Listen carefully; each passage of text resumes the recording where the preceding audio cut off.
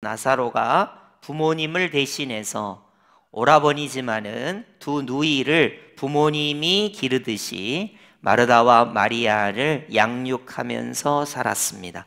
그러다가 이 나사로가 병들어 죽게 되었던 것이죠. 우리 예수님께서 굳이 나흘이 지나도록 그 장례식장에 방문하시지 않았다가 나흘이 되던 때, 나흘이 지나서 시신이 부패하고 냄새가 나는 그 가운데에 장례식장에 가셨습니다.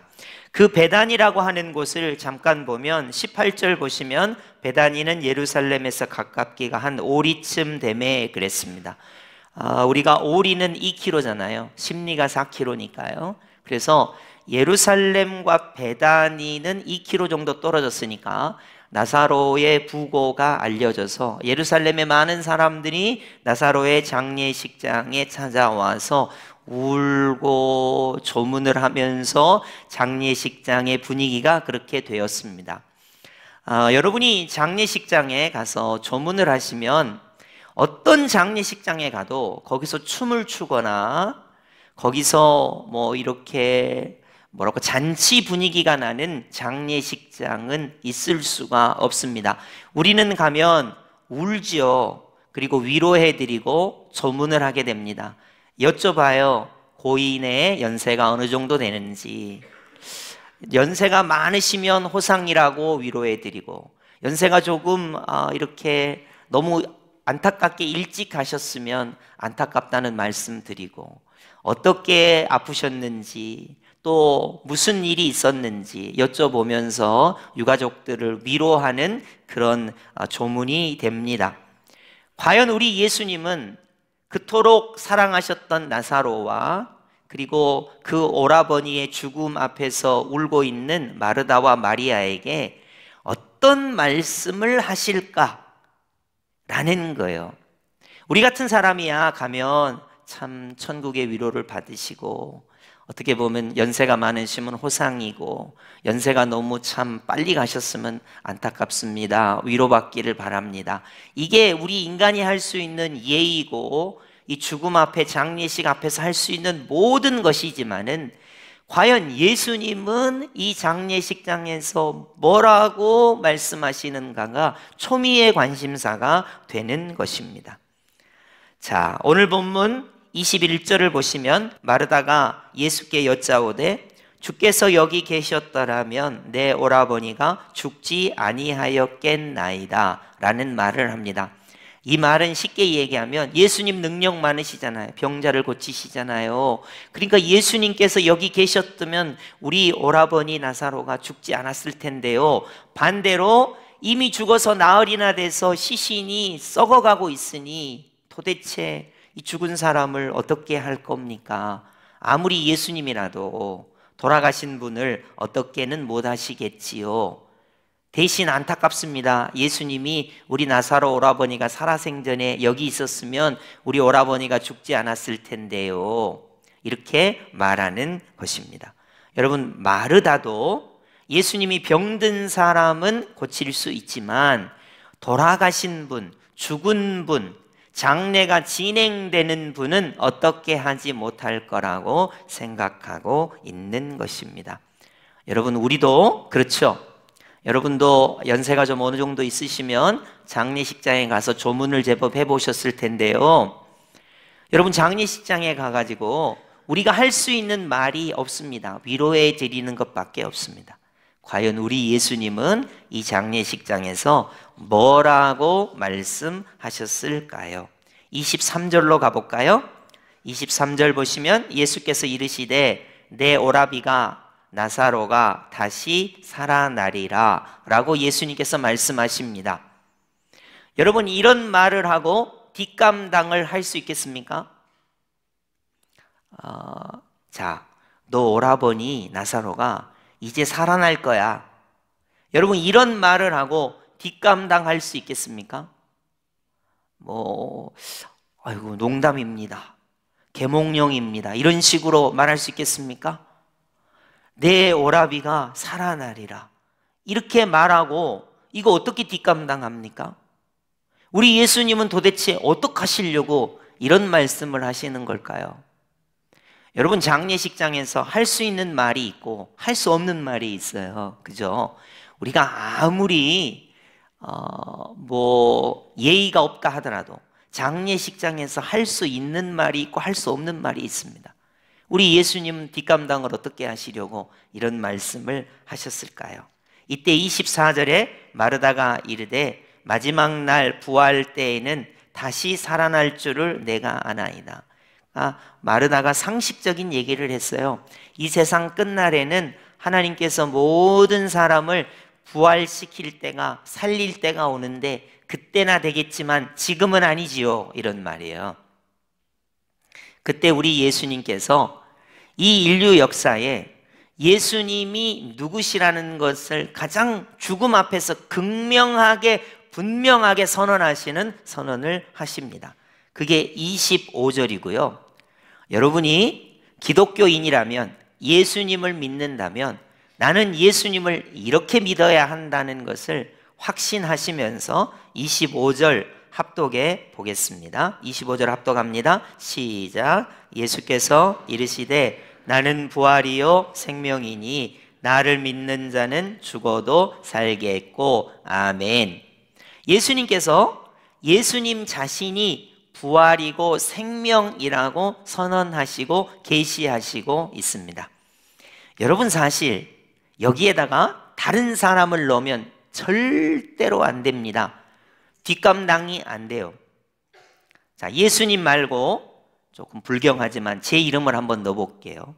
박은효가 부활이고 생명이다? 이 말도 안 돼요. 왜냐하면 저는 저를 아니까요. 죄가 무슨 부활이고 생명이겠습니까? 예수님께서 이렇게 선언하시는 거예요. 여러분, 죄송합니다. 여기다가 제가 조금 자극적으로 4대 성인을 한번 넣어보겠습니다. 곧다마 시타르타가 부활이요 생명이다. 이것도 말이 안 돼요. 왜냐하면 곧다마 시타르타는 부활이 아니기 때문에, 생명이 아니기 때문입니다. 여러분, 죄송합니다. 공자가 부활이요 생명이다. 이것도 말이 안 돼요. 여러분, 이 세상에 우리나라의 이단들이 조금 불경하게도 자기를 하나님의 반열에, 예수님의 반열에, 성령님의 반열에 자꾸 자기들을 높이는 경향이 있는데요. 여기다가 대입해 보면 알아요. 그 이단에 말하자면 이끄는 분이 부활이고 생명입니까? 그럴 수는 없는 거예요. 그러니까 이 선언은 예수님만이 하실 수 있는 선언입니다. 그래서 이 선언을 우리가 한번 찬찬히 살펴봐야 돼요. 과연 기독교를 십자가의 종교, 부활의 종교라고 하는데, 죽음 앞에서, 사망 앞에서 예수님이 정말로 부활이고 생명인가를 우리가 한번 점검해 봐야 합니다. 여러분, 부활이라는 것은 무엇입니까? 사도신경으로 생각해 보면 몸이 다시 사는 것과 영원히 사는 것이 부활입니다. 자, 여러분, 부활이라는 게 뭐냐면 몸이 다시 사는 것과 영원히 사는 것이 부활입니다. 그게 아니면 부활이 아니에요. 자, 여러분이 성경을 아시다시피 나사로가 죽은 지 나흘 됐는데 예수님께서 나사로야 나오라 해갖고 나사로가 다시 살아났어요. 몸이 다시 살았죠? 근데 나사로가 영원히 살았을까요? 아니면 또 죽었을까요? 또 죽었죠. 그러니까 나사로는 부활한 게 아니에요. 부활의 첫 열매는 예수님이 첫 열매가 되시고요. 부활이라는 것은 죽었다가 몸이 다시 사는 것과 영원히 사는 것이 부활입니다. 그러니까 이 부분을 여러분이 기억하시면, 자, 죽었다가 몸이 다시 살아야 돼요. 그것을 신령한 몸이라고 성경은 이야기하고 영원히 사는 것입니다. 그래서 그 부활의 첫 실체가, 첫 열매가 예수님이 되시는 것이죠. 그래서 지금 이 나사로 같은 경우는 죽었다가 다시 살아나는 경우는 부활이라고 하지 않고 기적이라고 합니다. 다시 돌아가셨으니까요. 그래서 이런 기적은 있을 수 있습니다. 자, 그러면 이제 우리 예수님께서 왜 부활이라는 말, 생명이라는 말씀을 주시는지 한번 잠깐 우화를 통해서 살펴보도록 하겠습니다. 여러분이 이제 저희 교회 장례식 예배를 참석하시면 저희는 보통 천국 환송 예배라고 하고요. 제가 주로 쓰는 예화가 하나 있습니다. 개념에 관한 예화입니다. 만약에 여러분이 우리 교회 장례 예배를 많이 참석하셨다면 여러 번 들으셨을 거고, 한 번도 천국 환송 예배 참석하시지 않았다면 처음 듣는 이야기가 되겠습니다. 한번 잘 들어보시기 바래요. 개념에 관한 이야기입니다. 개념. 하루살이의 개념은 하루라는 개념을 가지고 있죠. 목사님, 당연하죠. 하루살이가 하루 사니까 하루 개념을 가지고 있죠. 여러분, 하루살이는 내일의 개념이 있을까요, 없을까요? 없어요. 내일을 살아본 적이 없으니까. 자, 그러면 이야기가 시작입니다. 하루살이가 아침에 일어나서 눈을 떠보니 살았어요. 그래서 이제 점심때, 저녁때까지 살아야 돼요. 근데 혼자 놀라니까 너무 심심하잖아요. 그래서 친구를 사귀었습니다. 누구를 사귀었냐면 메뚜기를 사귀었어요. 그래서 메뚜기를 사귀어서 아침, 점심, 저녁 때까지 아주 재밌게 놀았습니다. 저녁 때가 되니까 이 메뚜기가 하루살이에게 뭐라고 인사를 하냐면, 하루살이야, 오늘 하루 재밌게 놀았어. 우리 잘 자고 내일 만나자. 이렇게 말한 거예요. 그러니까 하루살이가 아무리 머리를 쥐어뜯어도 오늘 자고 내일 만나자를 이해할 수가 없는 거예요. 왜냐하면 하루밖에 못 사니까 내일이라는 개념을 접해본 적이 없는 거예요. 경험해 본 적이 없는 거예요. 그렇지 않겠어요? 하루 사는 하루살이가 내일을 알겠습니까? 절대 모르죠. 그리고 하루살이는 고민 내일이 도대체 뭐지? 그러고 이제 돌아가셨습니다. 그리고 나서 그 다음날 메뚜기가 아무리 그 하루살이를 찾아봐도 하루살이를 찾을 수가 없어요. 그래서 다른 친구를 만났습니다. 개구리를 만났습니다. 봄, 여름, 가을, 겨울 동안, 메뚜기는 보통 오래 살지 않으니까, 오래만 사니까 봄, 여름, 가을, 겨울 동안 재밌게 놀 친구를 만났는데 그 친구가 바로 개구리예요. 봄, 여름, 가을, 겨울 오랫동안 열심히 재밌게 놀았습니다. 그러다가 겨울잠을 자야 되는 개구리가 말합니다. 메뚜기야, 올해 우리 잘 놀았어. 겨울잠 자고 내년에 만나자. 이때 이제 드라마 같으면 띠리리리리리리 이런 소리가 들리는 거예요. 올해는 알겠는데 메뚜기 입장에서 내년이 뭐지? 도대체 내년이? 한 번도 내년을 경험하지 못했던 거예요. 여기서 우화에서 말하고 싶은 거는 뭐냐면 각각 자기 개념을 가지고 있다는 거예요. 하루살이는 하루 개념, 메뚜기는 올해 개념, 개구리는 내년의 개념이 있어요. 자, 그럼 우리 인간은 무슨 개념을 가지고 있죠? 이 생에 대한 개념밖에 없어요. 이 생. 우리가 태어나서 죽을 때까지 이 생에 대한 개념밖에 없는 거예요. 영생의 개념이 없어요. 생명의 개념이 없습니다. 부활의 개념이 없습니다. 우린 전부 어떻게 생각하냐면 죽음은 끝이다. 이 세상 잘 먹고 잘 살다가 죽음은 끝이다. 이렇게 생각하고 있어요.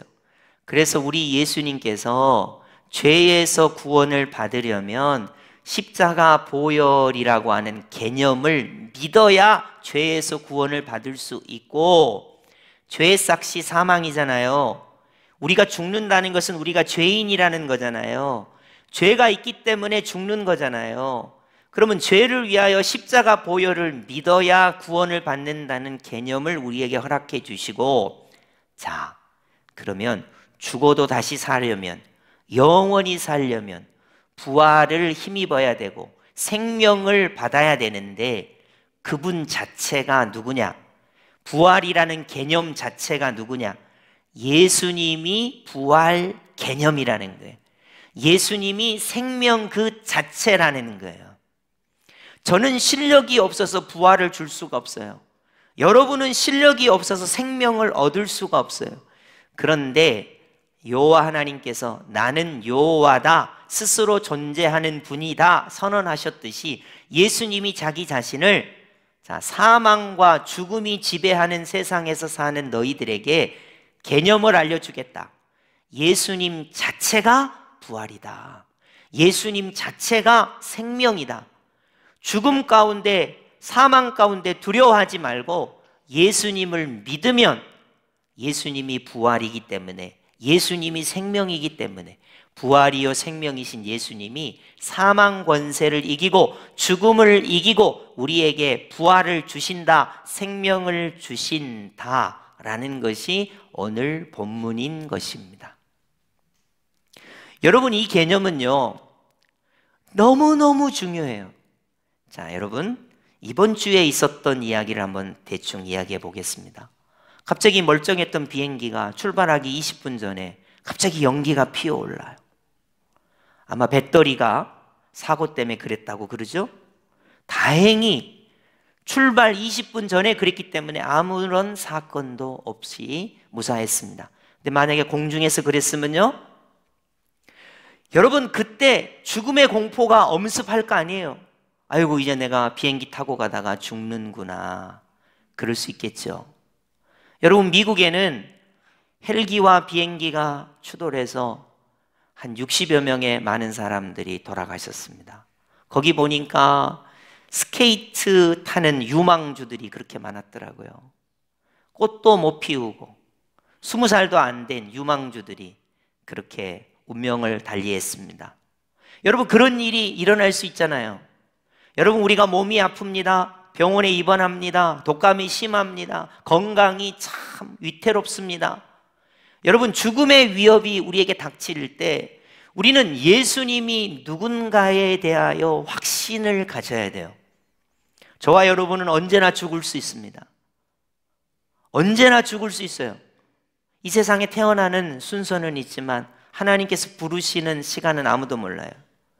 여러분, 과연 인간이 죄로 인하여 죽음을 맞이하게 돼서 죽게 되는데 우리는 예수님을 누구라고 믿어야 합니까?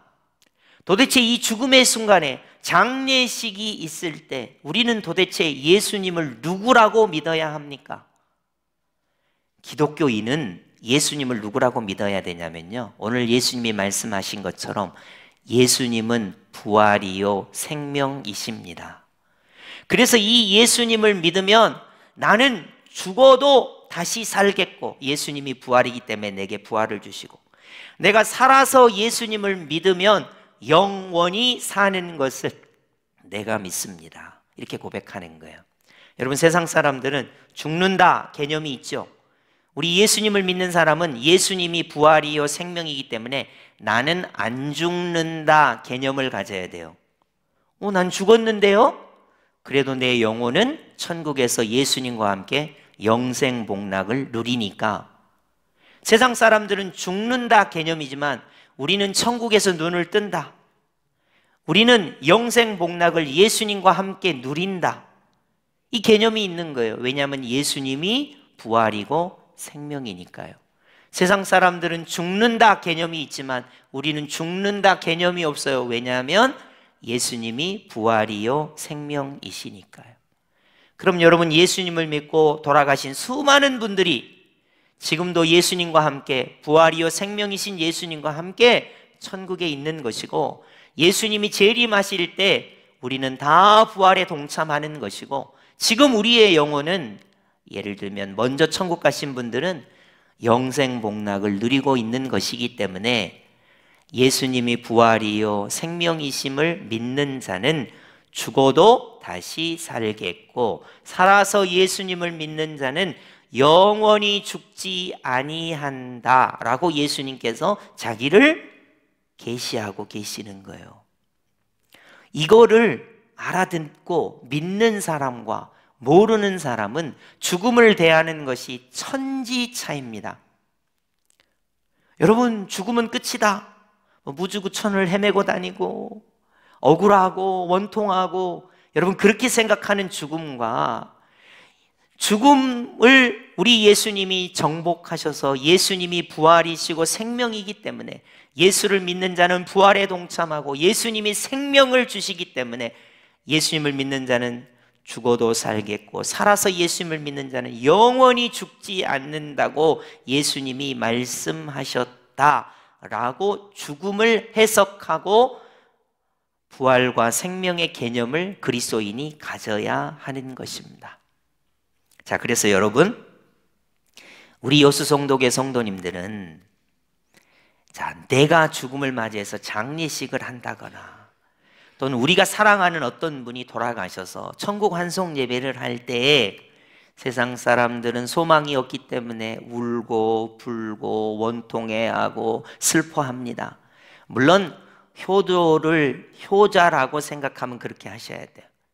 기독교인들은 적어도 어떤 마음을 가져야 되냐면 그 죽음의 현장에서 장례식장에서 예수님은 부활이고 생명이십니다.